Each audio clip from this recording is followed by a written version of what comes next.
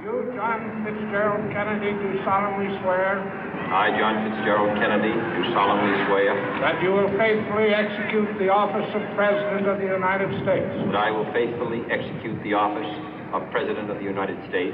And will, to the best of your ability.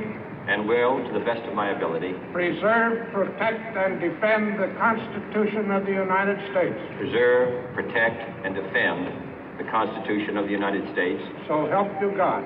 So help me God.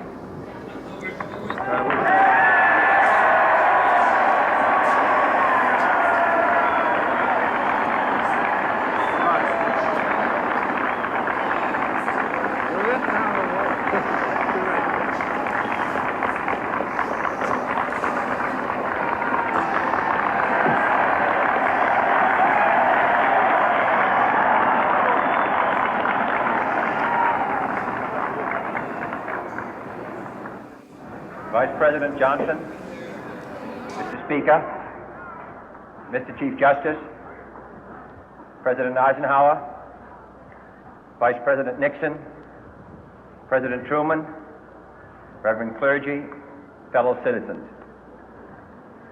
We observe today not a victory of party, but a celebration of freedom, symbolizing an end as well as a beginning, signifying renewal as well as change.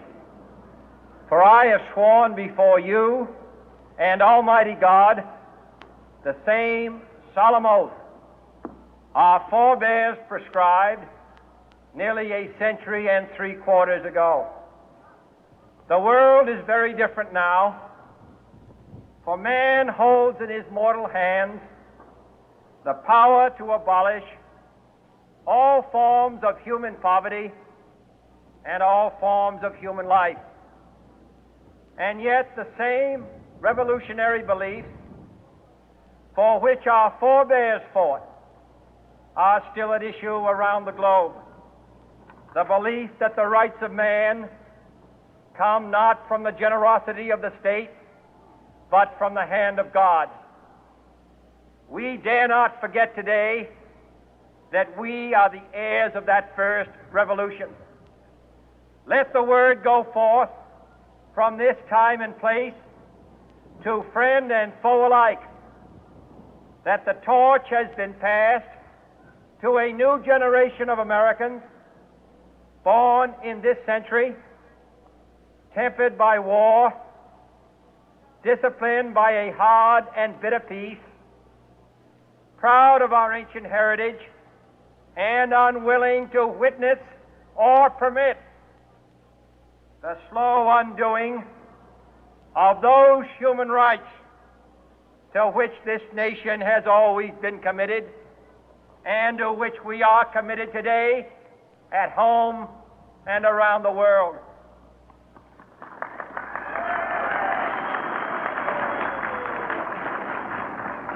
Let every nation know, whether it wishes us well or ill, that we shall pay any price, bear any burden, meet any hardship, support any friend, oppose any foe to assure the survival and the success of liberty.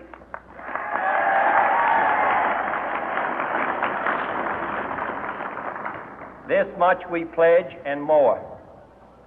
To those old allies whose cultural and spiritual origins we share, we pledge the loyalty of faithful friends. United, there is little we cannot do in a host of cooperative ventures.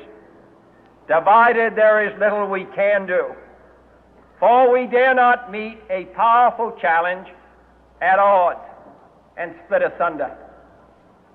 To those new states whom we welcome to the ranks of the free, we pledge our word that one form of colonial control shall not have passed away, merely to be replaced by a far more iron tyranny.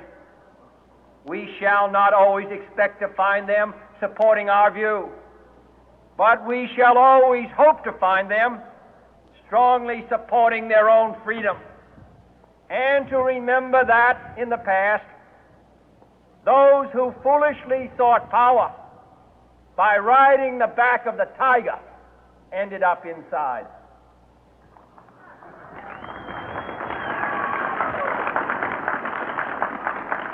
To those people in the huts and villages of half the globe struggling to break the bonds of mass misery, we pledge our best efforts to help them help themselves for whatever period is required, not because the communists may be doing it, not because we seek their votes, but because it is right.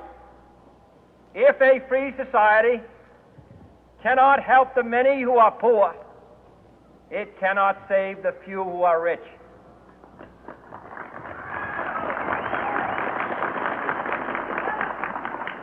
To our sister republics south of our border, we offer a special pledge to convert our good words into good deeds, in a new alliance for progress, to assist free men and free governments in casting off the chains of poverty. But this peaceful revolution of hope cannot become the prey of hostile powers. Let all our neighbors know that we shall join with them to oppose aggression or subversion anywhere in the Americas.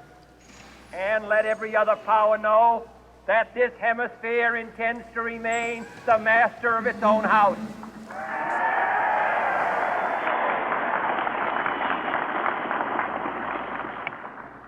To that World Assembly of Sovereign States, the United Nations, our last best hope, in an age where the instruments of war have far outpaced the instruments of peace, we renew our pledge of support to prevent it from becoming merely a forum for invective, to strengthen its shield of the new and the weak, and to enlarge the area in which its writ may run.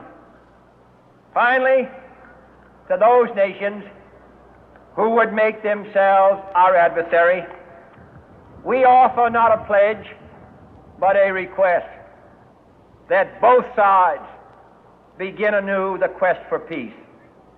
Before the dark powers of destruction, unleashed by science, engulf all humanity in planned or accidental self-destruction, we dare not tempt them with weakness, for only when our arms are sufficient beyond doubt can we be certain beyond doubt that they will never be employed.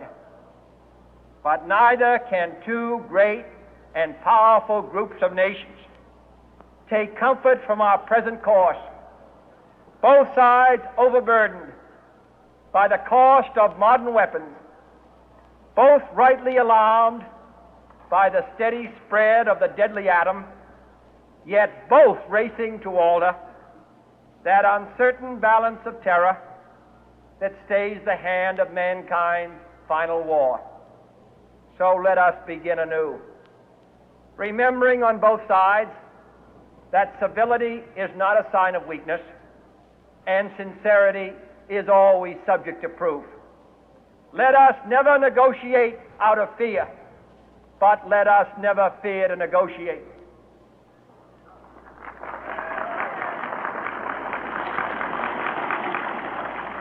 Let both sides explore what problems unite us, instead of belaboring those problems which divide us.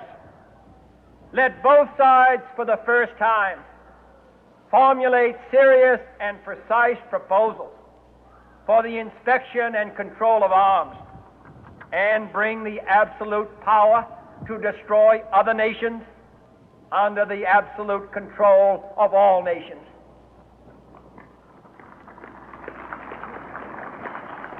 Let both sides seek to invoke the wonders of science instead of its terrors.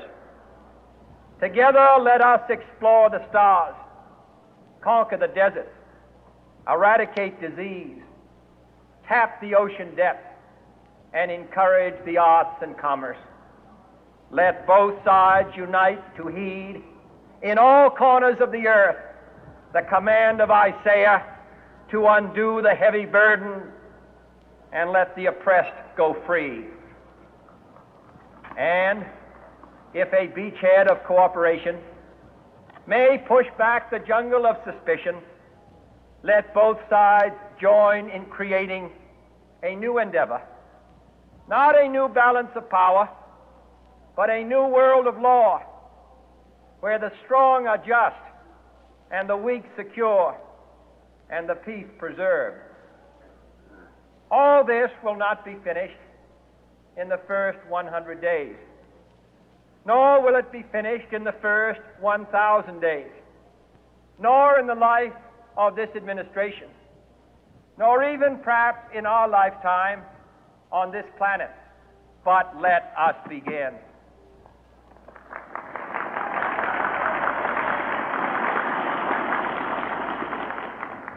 In your hands, my fellow citizens, more than mine, will rest the final success or failure of our course.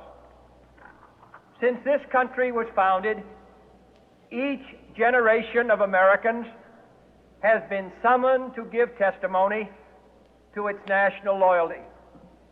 The graves of young Americans who answered the call to service surround the globe. Now the trumpet summons us again, not as a call to bear arms, go out to control en la ciudad hay cámaras en cada rincón, controlan todos los datos. but a call to bear the